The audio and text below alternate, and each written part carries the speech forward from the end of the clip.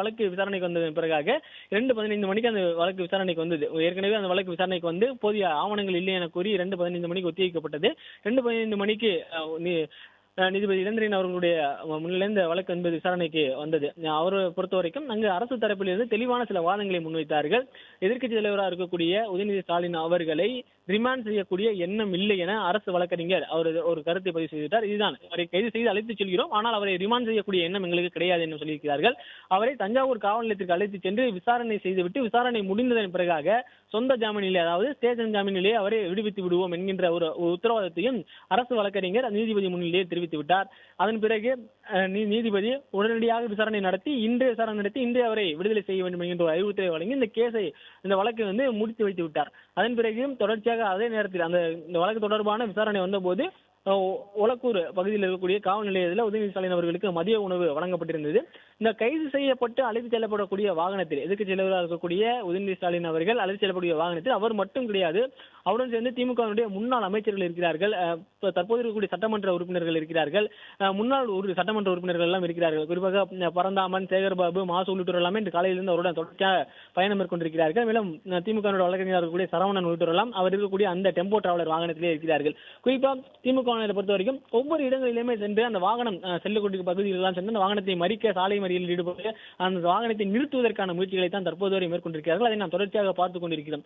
குறிப்பாக திண்டிவனத்திலிருந்து விழுப்புரம் தாண்டக்கூடிய அந்த பகுதிகளில் முன்னாள் அமைச்சர் பொன்முடி அந்த வாகனத்தை மறிக்க என்றால் சாலை மறியல் செய்து அந்த பணியில் ஈடுபட்டாங்க. அதே போல இந்த திண்டிவனத்துக்கு முன்பு சொல்வதற்கு முன்பாகவே அத்திரப்பாக்கம் பகுதியில் சென்று கொண்டிருக்கும் பொழுது திமுக முன்னாள் அமைச்சர்கள் 2 பேர் அந்த வாகனத்தை நிறுத்தி உதயநிதி ஸ்டாலின் அவர்கள் உணவு கொடுக்க வேண்டும் என்கின்ற வகையில் அவர்கள் ஒரு வாக்குவாதத்தில் ஈடுபட்டார்கள். காவல்துறை சார்பில் வெளியில் உணவுகள் சாப்பிடுவதற்கான அனுமதியை கொடுக்க முடியாது என கூறிதான் அந்த ஒலக்கூர் காவல் நிலையத்திற்கு அழைத்து சென்றார்கள். அங்கு அவருக்கான உணவு கொடுக்கப்பட்டது. அந்த நேரத்தில் தான் இந்த நீதிமன்றத்தில் விசாரணையும் வந்தது. அதன் பிறகு நீதிமன்றத்தில் விசாரணை மேற்கொள்ளலாம், விசாரணையை இன்றே நடத்தி இன்றே அவரை விடுவிக்க வேண்டும் என்கின்ற அரசு என்ற ஒரு உத்தரவை பிறப்பித்தார்கள். அதே போல அரசு வழக்கறிஞர் தரப்பில் சொல்லப்பட்டிருக்கக்கூடிய அந்த ரிமாண்ட் செய்யக்கூடிய எண்ணம் என்கின்ற ஒரு கருத்தை ஏற்றுக்கொள்கிறார். அந்த உத்தரவாதத்தை அடுத்து இந்த உயர்நீதிமன்றத்தால் இந்த தீர்ப்பு என்பது வழங்கப்பட்டது. அதாவது உத்தரவின் அடிப்படையில் அவரை உதயநிதி ஸ்டாலினை அழைத்துச் செல்லலாம், அவரிடம் விசாரணை நடத்தலாம், விசாரணை இன்றே நடத்த வேண்டும், விசாரணை நிறைவேற்ற பின் இன்றே அவரை வந்து விடுவிக்க வேண்டும் என்கின்ற ஒரு அறிவுறுத்தல் மட்டும் உயர்நீதிமன்றத்தால் வழங்கப்பட்டது.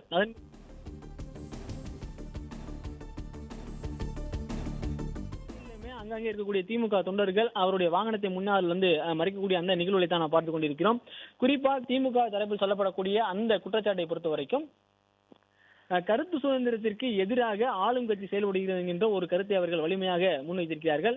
அதே போல நாளை பட்ஜெட் தொடங்க இருக்கிறது. பட்ஜெட் சட்டமன்ற கூட்டத்தொடர்கள் தொடர இருக்கிறது. இந்நிலையில் எதிர்க்கட்சியை சட்டமன்றத்தில் சமாளிக்க முடியாமல் வெளியிலேயே அவர்களை முடக்குவதற்கான ஒரு நடவடிக்கையாக பார்ப்பதாக திமுக தரப்பில் இருக்கக்கூடிய முன்னாள் நிர்வாகிகள், முன்னாள் அமைச்சர்கள் எல்லாமே அவருடைய கருத்துக்களை பதிவு செய்திருக்கிறார்கள். நாளை கைது செய்யப்பட்ட பிறகு உதயநிதி ஸ்டாலின் அவர்கள் பத்திரிகையாளர்களிடையே பேட்டியில் பேசும்பொழுது தன்னுடைய கைதை காமெடியாக பார்க்கிறேன் என்கின்ற ஒரு கருத்தையும் அவர் பதிவு செய்திருந்தார். அதன் பிறகு தொடர்ச்சியாக பல்வேறு திமுக தரப்பில் இருந்து பல்வேறு கருத்துக்களை முன்வைத்திருந்தார்கள். சட்டப்பேரவையில் எதிர்க்கட்சியை ஜனநாயக முறைப்படி எதிர்கொள்ள முடியாத ஆளுங்கட்சி அவரை வெளியிலேயே முடக்க பார்க்கிறது, தவறான என்கின்ற வகையில் கனிமொழி அவர்களுடைய அந்த அறிக்கையிலும் இடம்பெற்றிருந்தது அந்த கருத்து என்பது. ஆனால் குறிப்பா திமுகவில் இருந்து ஏற்கனவே கூட்டணி கட்சியில் இருந்தவர்கள் கூட்டணியை விட்டு வெளியேறி தவேகாவினுடைய அந்த ஆதரவு நிலைப்பாட்டை கொண்டிருக்கக்கூடிய கட்சிகளில் இருக்கக்கூடிய தலைவர்களுமே உதயநிதி ஸ்டாலின் அவர்கள் பேசியது சரி என்று ஒருவருமே வந்து கூறவில்லை. குறிப்பாக உதயநிதி ஸ்டாலின் பேசிய அந்த கருத்து என்பது நடிகை திரிசாவை தொடர்புபடுத்தி இரட்டை அர்த்தங்களோடு பேசக்கூடிய அந்த ஒரு கருத்தாக இருந்தது.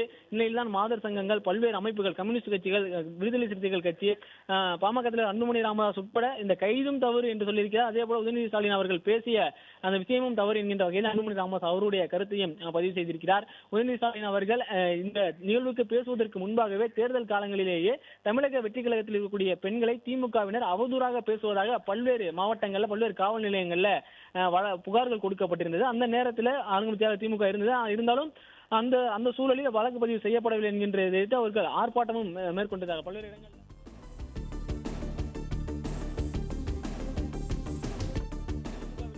நிர்வாகிகள், பேச்சாளர்கள் பேசி வருவதாகவும் பல்வேறு காணொலிகளும் சமூக வலைதளங்களில் பரவியது. அதனை அடிப்படையாக கொண்டு, அதனை ஆதாரமாக கொண்டு தமிழக வெற்றி கழகத்தின் மீது இருக்கக்கூடிய பெண்களை திமுகவினர் அவதூறாக பேசுகிறார்கள், அவர்களை அவமானப்படுத்தும் நோக்கில் பேசுகிறார்கள் என்ற வகையில் புகார் எல்லாம் கொடுக்கப்பட்டது. அந்த நிகழ்வு என்பதும் தொடர்ச்சியாக இருந்தது. இதனை தான் தற்போது தமிழக வெற்றி கழகத்தில் இருக்கக்கூடிய நிர்வாகிகளும் பதிவு செய்திருக்கிறார்கள். ஆரம்பம் காலம் தொட்டே திமுகவில் இருக்கக்கூடிய நிர்வாகிகள் கட்சியில் இருக்கக்கூடிய பெண்களை இழிவுபடுத்தி பேசுவதுதான் அவர்களுடைய வழக்கமாக இருக்கிறது, அவர்களுடைய ஜீன், அவர்களுடைய டிஎன்ஏவாக இருக்கிறது என்கின்ற வகையிலே தமிழக வெற்றி கழகத்தினருடைய அந்த குற்றச்சாட்டை நாம் தற்போது பார்க்க முடிகிறது. அந்த வகையில் தான் தஞ்சாவூரில் நடைபெற்ற காவிரி நீர் திறப்பு தொடர்பாக நடைபெறக்கூடிய அந்த போராட்டத்தில், விவசாயிகளுக்கு ஆதரவு அளித்து கொண்டிருக்கக்கூடிய அந்த போராட்டத்தில் உதயநிதி ஸ்டாலின் இந்த கருத்தை பதிவு செய்திருக்கிறார். திரிசா அவர்களை தொடர்பு படுத்தி அவர்கள் இரட்டை அர்த்தத்தில் அவர் முதலமைச்சரையும் சேர்த்து ஒரு பேசும் பொழுது இது பெண்களுக்கு எதிரான ஒரு குற்றமாக பார்க்கப்படுகிறது, பெண்களுக்கு எதிரான ஒரு கருத்தை பதிவு செய்வதாக பார்க்கப்படுகிறது. ஒட்டுமொத்தமாக இருக்கக்கூடிய பெண்களை நடத்தையை வைத்து அவர் கூறக்கூடிய ஒரு நபராக பார்க்கப்படுவதாக பேசப்பட்டது. இந்நிலையில் தான் சென்னை மாநகர காவல் அலுவலகத்தில் திமுக தமிழக வெற்றி கழகம் சார்பில் புகார் அளிக்கப்பட்டது. ஒவ்வொரு மாவட்டத்திலும் இருக்கக்கூடிய எஸ்பி அலுவலகங்களிலுமே புகார் அளிக்கப்பட்டது. அப்பகுதியில் இருக்கக்கூடிய தமிழக வெற்றி கழகத்தில் இருக்கக்கூடிய பகுதிகளிலும், பெண்கள் மாதர் சங்கங்கள் இருக்கக்கூடிய அந்த பகுதிகளிலும், அவர்கள் இருக்கக்கூடிய பகுதிகளில் காவல் நிலையங்களில் அந்த புகாரை அளித்தாங்க. இந்நிலையில் இன்று காலை தஞ்சாவூரில் இருந்து காவல்துறையினர் இங்கே வந்திருந்தார்கள். உதயநிதி ஸ்டாலின் மீது 9 பிரிவுகளின் கீழ் வழக்கு பதிவு செய்யப்பட்டிருக்கிறது. அதற்கான எஃப்ஐஆரையும் வெளியானது. அந்த எஃப்ஐஆரை நாம் பார்த்திருந்தோம். அதன் பிறகுதான் அவரை கைது செய்வதற்கான அந்த நடவடிக்கைகள் என்பது மேற்கொள்ளப்பட்டது. தொடர்ச்சியாக அவர் கைது செய்யப்பட்டு அழைத்து செல்லப்படக்கூடிய அந்த பகுதிகளில் திமுகவினர் தொடர் போராட்டங்களை முன்னெடுத்துக் கொண்டிருக்கிறார்கள். கருத்து சுதந்திரத்துக்கு எதிராக ஆளுங்கட்சி செயல்படுவதாக அவர்கள் தரப்பு நியாயத்தை அவர்கள் சொல்ல முயற்சி செய்வதாக அவர்கள் தெரிவிக்கிறார்கள். ஆனால் உதயநிதி ஸ்டாலின் அவர்கள் பேசிய கருத்து என்பது யாராலும் ஏற்றுக்கொள்ள முடியாத ஒரு கருத்து. அவர் பேசிய அந்த கருத்து அவர்கள் வீட்டில் இருக்கக்கூடிய பெண்கள் முன்னிலேயே அவரால் போட்டுக்காட்ட முடியுமா என்கின்ற வகையில் தமிழக வெற்றி இருக்கக்கூடிய நிர்வாகிகள் சில கருத்துக்களையும், முன்னாள் அமைச்சர்களாக இருக்கக்கூடியவர்கள் அந்த கருத்துக்களை முன்வைத்திருந்தார்கள். அவர் பேசிய கருத்து தவறானது, பெண்களை இழிவுபடுத்தும் நோக்கத்தில் பேசிய ஒன்றாக பார்க்கப்படுகிறது. அவருடைய குடும்பத்தினரிடமும் அவர்கள் தரப்பில் இருக்கக்கூடிய பெண்களிடமும் அவர் பேசிய கருத்தை போட்டுக்காட்ட முடியுமா என்கின்ற வகையில் தான் தமிழக வெற்றி கழகத்தினுடைய அந்த குற்றச்சாட்டு என்பதும் இருக்கிறது. திருமாவளவன், அன்புமணி ராமதாஸ் மற்றும் மார்க்சிஸ்ட் கம்யூனிஸ்ட் கட்சியை சேர்ந்த சண்முகம் உள்ளிட்டோர் எல்லாருமே உதயநிதி ஸ்டாலின் அந்த பேச்சை தவிர்த்திருக்க வேண்டும் என்கின்ற வகையில் தான் அவர்களுடைய கருத்தை பதிவு செய்திருக்கிறார்கள். நிலையில் 9 வழக்குகள் பதிவு செய்யப்பட்டு எஃப்ஐஆர் பதிவு செய்யப்பட்டு தற்போது விசாரணைக்காக தஞ்சாவூர் நோக்கி அழைத்து செல்லப்படக்கூடிய உதயநிதி ஸ்டாலின் அவர்களை பல்வேறு பகுதிகளில் இருக்கக்கூடிய திமுக தொண்டர்கள் அவருடைய வாகனத்தை மறித்து அவரை அங்கிருந்து அழைத்து செல்ல விடாமல் தரக்கூடிய அந்த பணிகளில் இருந்தாலும் தொடர்ச்சியாக அந்த வாகனங்கள் செல்லக்கூடிய அந்த வேகம் என்பது குறைவாகவே இருக்கிறது. ஒவ்வொரு இடங்களிலுமே அந்த வாகனம் 60 70 கிலோமீட்டர் வேகத்தில் சென்றிருந்தாலும் ஒவ்வொரு இடங்களிலும் 50 40 கிலோமீட்டர் வேகத்தில் தான் பயணிக்க முடியுது. குறிப்பா திமுகவில் இருக்கக்கூடிய முன்னாள் அமைச்சர்கள், முன்னாள் சட்டமன்ற உறுப்பினர்கள், தற்போது இருக்கக்கூடிய நிர்வாகிகளினுடைய வாகனங்கள் எல்லாமே உதயநிதி ஸ்டாலினை அழைத்து செல்லக்கூடிய அந்த வாகனத்தை பின்னாடியே செல்கிறது. அதன் காரணமாக அந்த தேசிய நெடுஞ்சாலையில் போக்குவரத்து நெரிசல் ஏற்படுவதற்கான வாய்ப்புகள் இருப்பதாக சொல்லப்பட்டிருக்கிறது. குறிப்பா பல்வேறு மாவட்டங்களில் திமுகவினர் பொதுமக்களை தொந்தரவு படுத்துவதாகவும் பொதுமக்களை தாக்கியதாகவும் சில காணொலிகள் வெளியாகிருக்கிறது. அதனை தற்போது பள்ளிக்கல்வித்துறை அமைச்சராக இருக்கக்கூடிய ராஜ்மோகன், இந்து சமய அறநிலையத்துறை அமைச்சராக இருக்கக்கூடிய ரமேஷ் உள்ளிட்டோரெல்லாம் ஒரு சமூக வலைதளங்களில் குறிப்பிட்டிருக்கிறார்கள். ஒரு சில பகுதிகளில் சாலைகளில் சாலை மறியலில் திமுகவினர் ஈடுபடும் போது அங்கு வரக்கூடிய பொதுமக்களை அவர்கள் தாக்கியதாகவும் அவர்கள் ஒரு குற்றச்சாட்டை முன்வைத்திருக்கிறார்கள். தொடர்ச்சியாக இன்று காலை நீலாங்கரையில் கைது செய்யப்பட்ட எதிர்க்கட்சி தலைவர் உதயநிதி ஸ்டாலின் தஞ்சாவூர் நோக்கி அழைத்து செல்லப்பட்டுக் கொண்டிருக்கிறார்.